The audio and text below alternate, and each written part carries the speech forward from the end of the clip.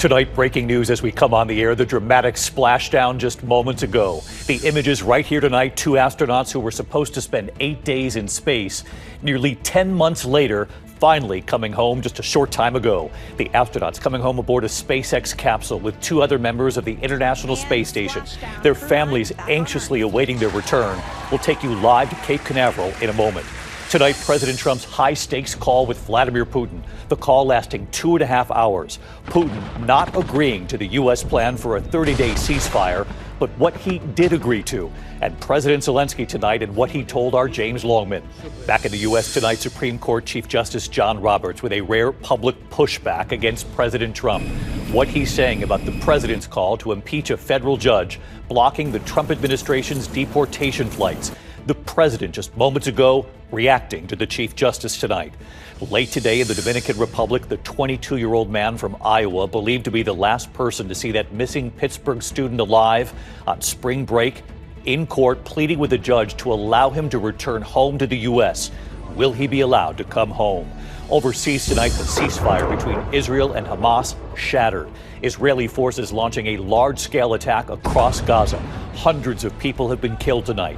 What does this now mean for the hostages, including an American-Israeli hostage from New Jersey? Tonight, the FBI and ATF now investigating multiple cases of possible arson targeting Teslas and Cybertrucks. Authorities pointing to this surveillance, they say, showing a suspect setting fire to vehicles at a Tesla facility.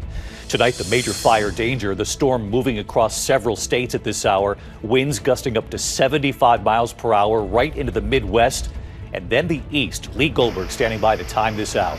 Tonight, two 16-year-old girls disappearing while paddleboarding off the U.S. coast. For 16 hours, they were missing. They've now been found 14 miles away, huddling on one of their boards. From ABC News World Headquarters in New York, this is World News Tonight with David Muir. Good evening. It is great to have you with us here on a very busy Tuesday night. We begin tonight with the breaking news here, the spectacular images from off the coast of Florida. Tonight, astronauts Sunny Williams and Butch Wilmore are back on Earth after their 8-day mission that turned into more than 9 months in space. The remarkable moment they emerged from the SpaceX capsule. First, Sunny Williams right here in the pictures, then Butch Wilmore, about an hour after they splashed down in the waters off Florida late today. This was the first glimpse of their capsule returning from space, giant parachutes deployed to slow down their descent back to Earth. 4 parachutes in all, bringing them to about 16 miles per hour as they splashed down there. The capsule splashing down in the waters off Tallahassee, Florida. It was just after midnight. Williams and Wilmore said goodbye to the crew staying behind on the International Space Station. The SpaceX capsule slowly undocking from the ISS, starting the last leg of their journey back to Earth, a 17-hour flight home. A thrill of an accomplishment for NASA, SpaceX, and all of the scientists involved, and a huge sigh of relief for Williams and Wilmore's families tonight and for so many Americans who have followed this ordeal. ABC's Faith Abube leading us off. She's at Cape Canaveral in Florida tonight. This was the dramatic moment just a short time ago. And splashdown, Crew 9 back on Earth. Those two astronauts who spent 9 months in space after their 8-day mission was unexpectedly extended, finally touching down back here on Earth. The SpaceX Dragon capsule carrying Sunny Williams and Butch Wilmore descending toward the landing zone. Parachutes deploying. And there you see it on your screen, drogue deployment. Drogue descent rate nominal. As the spacecraft splashed down safely off the coast of Tallahassee, Florida. A recovery team pulling the capsule onto a rescue ship. The astronauts, along with 2 other members of SpaceX Crew 9, astronaut Nick Hague and cosmonaut Alexander Gorbanov, emerging from that capsule, then placed on stretchers one at a time. And undocking confirmed. That capsule undocking from the International Space Station in the wee hours of the morning. Their long-awaited arrival marking the end of a nearly year-long stay at the International Space Station. And liftoff of Starliner and Atlas V. The 2 astronauts launching into space back in early June, successfully completing the Boeing Starliner's first crewed flight. But that brief 8 to 10-day mission stretching into weeks. They're working very hard on the ground to make sure that we will be able to come home before too long. And then more than 9 months after NASA sent the Starliner back to Earth unmanned following a series of technical issues with the craft. NASA says they were never technically stranded. that they could have gotten them out in an emergency and that they were waiting for this capsule to arrive. Wilmore, a father of 2 daughters. My daughter's, I'm going to miss most of her senior year in high school. While in space, Williams breaking the record for the longest spacewalking time by a woman, 62 hours and 6 minutes in the vacuum of space. On Sunday, the astronauts welcoming the new 4-person crew to the International Space Station. Their mission to finally take over and allow Williams and Wilmore to head home.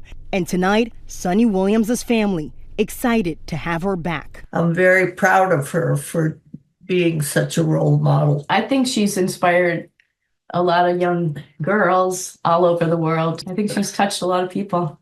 And David, Sunny, and Butch emerged from that space capsule with big smiles on their faces and 2 thumbs up. They appear safe and healthy, but they were carried to a stretcher. They will undergo a medical evaluation and will be flown from here in Florida to Houston, Texas, where they will reunite with their families. David, tonight, that unexpected space odyssey finally over. David. Yeah, we see Butch Wilmore standing up there and Sunny Williams with the wave to the cameras there. Must be amazing to be home for them. Faith, you've been amazing as well, covering this story every step of the way. Thank you. We turn to the other news tonight and to the high-stakes phone call between President Trump and Vladimir Putin after more than 2 hours of talks. Putin did not endorse today this U.S. plan for a 30-day ceasefire with Ukraine, but he did agree to pause attacks on Ukraine's energy infrastructure. So where does this stand? Here's our chief international correspondent, James Longman, tonight, asking Ukraine's President Zelensky to respond to everything that played out today. Tonight, the call to bring peace to Ukraine ends in only one Russian pledge: to stop hitting Ukrainian energy infrastructure. But after more than 2 hours speaking directly to President Trump, Vladimir Putin did not agree to the unconditional US-backed 30-day ceasefire plan that Ukraine already signed on to. Trump says his call with Putin was very good and productive, adding the Russian leader agreed to move quickly toward a permanent peace. But Putin doubling down on his key demand: the West cut off all military aid and intelligence sharing with Ukraine, according to the Kremlin. Late today, I asked President Zelensky if he'd match Putin's pledge to stop striking energy targets. Will you make a commitment to stop hitting energy infrastructure in Russia? And based on what you've heard today, do you think Trump is in control of the situation, or is Vladimir Putin the one calling the shots? It's hard to tell, Zelensky tells me, saying he supports a plan to stop hitting Russian energy infrastructure, but wants to speak directly with President Trump to understand the details, adding, a negotiation without Ukraine is not a negotiation. And just hours after that call, David, and despite Vladimir Putin's pledge, there's just been a massive Russian aerial bombardment on multiple cities across Ukraine. We are a long way from a major deal here, David. Yes, a Russian bombardment on Ukraine tonight. It would appear they are a long way off from the ceasefire. James, thank you again. Meantime, back here in the U.S. at this hour, Supreme Court Chief Justice John Roberts with a rare public pushback against President Trump. What he's saying about the president's call to impeach a federal judge blocking the Trump administration's deportation flights. And President Trump just moments ago reacting to the Chief Justice. Here's our senior political correspondent, Rachel Scott. Tonight, the Supreme Court's Chief Justice John Roberts with a rare and extraordinary rebuke of President Trump. It came shortly after Trump attacked a federal judge who ordered 2 planes deporting more than 200 Venezuelan migrants to turn around and return to the United States. Judge James Boasberg said the administration had not provided enough information to explain why it was invoking an obscure law, the Alien Enemies Act of 1798, to deport the men with little to no due process. But the administration, which claims the men are violent gang members, did not follow the judge's order.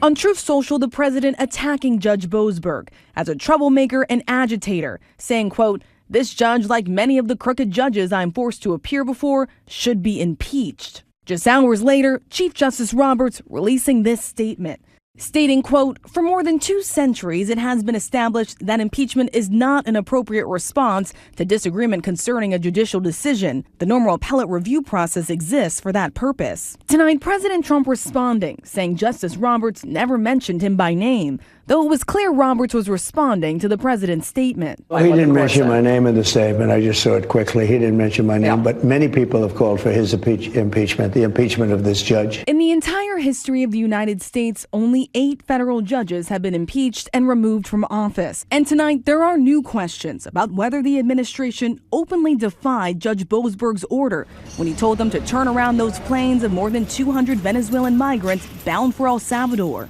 The judge in court saying any plane containing these folks that is going to take off or is in the air needs to be returned to the United States. This is something that you need to make sure is complied with immediately. But the planes did not turn around. They landed in El Salvador, and the men were transferred to a high-security prison. The president couldn't say if his team had violated the judge's order. I don't know. You have to speak to the lawyers about that. And tonight, the president challenged the judge's authority to halt the flights in the first place. He actually said we shouldn't be able to take criminals, killers, murderers, horrible, the worst people, gang members, gang leaders, that we shouldn't be allowed to take them out of our country. Well, that's a presidential job. That's not for a local judge to be making that determination. And that federal judge is still trying to get more information about those immigrants. The administration has not released their identities, but today they did reveal that some of the men that have been deported did not have criminal records here in the United States, saying they've only been in the country for a short period of time. And David, there is another breaking headline here from Washington. A different federal judge ruling that the efforts by Elon Musk and his team to dismantle the humanitarian agency USAID likely violated the Constitution in multiple ways. That judge ordering that team to stop making any further cuts to that agency, and a case that could make its way to the Supreme Court, David. All right, Rachel Scott live at the White House for us tonight. Rachel, thank you. Meantime, as we're on the air in the West tonight, there are new developments in the disappearance of that Pittsburgh college student on spring break in the Dominican Republic. Late today, the 22-year-old man from Iowa, believed to be the last person to see her alive, in court, pleading with the judge to allow him to return home to the U.S. Well, tonight, ABC's Ariel Reshef was in the courtroom witnessing the proceedings and what the judge decided, saying that Iowa student does not get his passport back to go home, at least not yet. Tonight, Joshua Reeby appearing in a Dominican courtroom surrounded by cameras. The attorneys for the 22-year-old Iowa man pleading with a judge to allow him to return home to the U.S. Reeby saying in court, "I understand I'm here to help, but it's been 10 days and I can't leave." Reeby appearing stoic and pensive. He is believed by investigators to have been the last to see University of Pittsburgh student Sadiksha Kananki before she vanished, telling the judge before Kananki's family left the Dominican Republic, they thanked him, adding, "They gave me hugs goodbye." Reeby has never been a suspect and is not charged with any crime. His lawyers arguing he has been detained illegally and surveilled in his hotel. In a letter presented in court today and obtained by ABC News, Kananki's grief-stricken family requesting the Dominican police declare their daughter legally dead, acknowledging the 20-year-old likely drowned. The Kanankis referencing Reeby without naming him, writing, "He is cooperating with the investigation and no evidence of foul play has been found." David, the judge approving the request to give Reeby more free mobility and to not be surveilled by police, but he says this is not the venue to discuss giving him back his passport. A full decision is expected on March 28th. David? Ariel Reshef in the Dominican Republic with late reporting. Ariel, thank you. Now to the shattered ceasefire in the Middle East tonight. Israel pounding Gaza with a fierce aerial assault. Hamas's health ministry saying more than 400 people have died. The question tonight, what does this mean now for the hostages still being held by Hamas, including an American from New Jersey? Matt Rivers in Israel tonight. The IDF overnight opening what they say are, quote, the gates of hell, with a series of extensive aerial assaults inside Gaza, ending that fragile ceasefire. Israel hitting some 80 targets, citing Hamas's repeated refusal to release the remaining hostages still being held, including an American-Israeli from New Jersey, Idan Alexander. Hamas and other Arab nations accusing Israel of breaking the terms of the initial ceasefire agreement. Israeli Prime Minister Benjamin Netanyahu saying, quote, "This is just the beginning."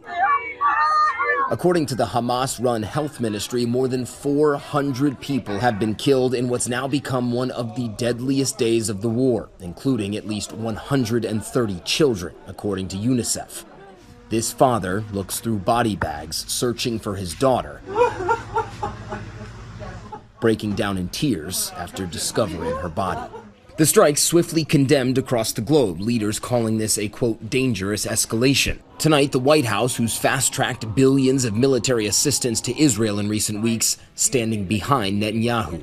As President Trump has made it clear, Hamas, the Houthis, Iran, all those who seek to terrorize not just Israel, but also the United States of America, will see a price to pay. All hell will break loose. And for the families of the 24 hostages presumed to be alive, they fear their loved ones are abandoned and now face a more uncertain future.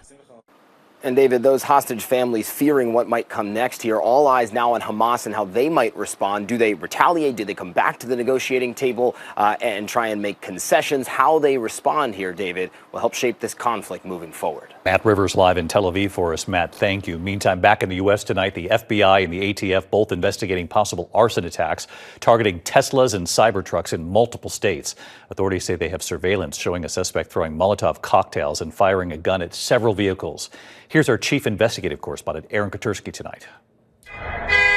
Tonight, the FBI is investigating what it calls a targeted attack after at least 5 Tesla vehicles were set on fire overnight in Las Vegas. Police say a suspect wearing all black threw Molotov cocktails, shot 3 more Teslas with a firearm, and spray painted the word "resist" on the building. In Kansas City, Missouri, police said 2 Tesla Cybertrucks were set on fire at this dealership, the latest in what authorities say is a nationwide wave of vandalism and protest aimed at the company owned by Elon Musk. Just this month, shots fired at this Tesla dealership in Oregon, Teslas spray painted in Massachusetts, and Cybertrucks on fire in Seattle. Authorities say vandalism and other crimes against Musk's businesses have been increasing ever since Musk began leading the Trump administration's push to cut the federal workforce. Last week, President Trump promoted Musk's Teslas from the White House driveway, calling the vandals garbage. You do it to Tesla and you do it to any company, we're going to catch you and you're going to go through hell. Writing about all this vandalism on social media, David Musk says Tesla makes great products that people love, so all the hate and violence directed toward him must be because people are too woke. David? Aaron Katersky tonight. Aaron, thank you. When we come back, the major fire dangers, the storm moving across several states tonight, winds gusting up to 75 miles per hour into the Midwest and then the East. Lee Goldberg is standing by to time this out. Also ahead, 2 16-year-old girls disappearing while paddleboarding off the U.S. coast. Missing for 16 hours. They've been found 14 miles away. The images tonight. And then look at this, the breaking news as we came on tonight. The NASA astronauts, Butch Wilmore, Sonny Williams, 2 others as well, helping to accompany them home, all waving inside that capsule. And the moment they emerge, in just a moment here. A lot more news ahead tonight. Tonight, a new cross-country storm on the move from the center of the country, the Midwest, then the Northeast. Let's get right to Chief Meteorologist Lee Goldberg of WABC, tracking it all. Hi, Lee. Hey, David, fierce winds in the southwest and the southern plains leading to that extreme fire danger. That continues tonight. Some gusts to 75 miles an hour could have some power outages and some blowing dust. Those winds relocate into the central plains and Midwest tomorrow where a blizzard breaks out. The snow in the Rockies moves into Kansas, Nebraska with whiteout conditions, more than 6 inches of snow in spots. That'll go to Iowa, Minnesota, and even over to Green Bay. The thunder snow could be separated by thunderstorms just by a few miles. Severe weather possible in Chicago and Indianapolis tomorrow night. It's raining in the Northeast by Thursday night. David? Tracking it all for us, Lee. Thank you. When we come back, those 2 16-year-old girls paddleboarding, washed out to sea, missing for 16 hours. They've now been found 14 miles away. And the 2 astronauts who were supposed to spend 8 days in space, up there nearly a year. What's happening to them right now after splashing down? In a moment. To the index, the search for 2 16-year-old girls who vanished while paddleboarding toward Cedar Key, Florida. The girls had last been seen on their paddleboard yesterday afternoon, authorities launching a search when they did not return. 3 Good Samaritans finding them about 16 hours later, huddled together on their board about 14 miles from Cedar Key. It was about 39 degrees, the girls cold, but otherwise okay. What a remarkable discovery. When we come back here tonight, the astronauts have just emerged from their SpaceX capsule and what's happening to them right now. In a moment.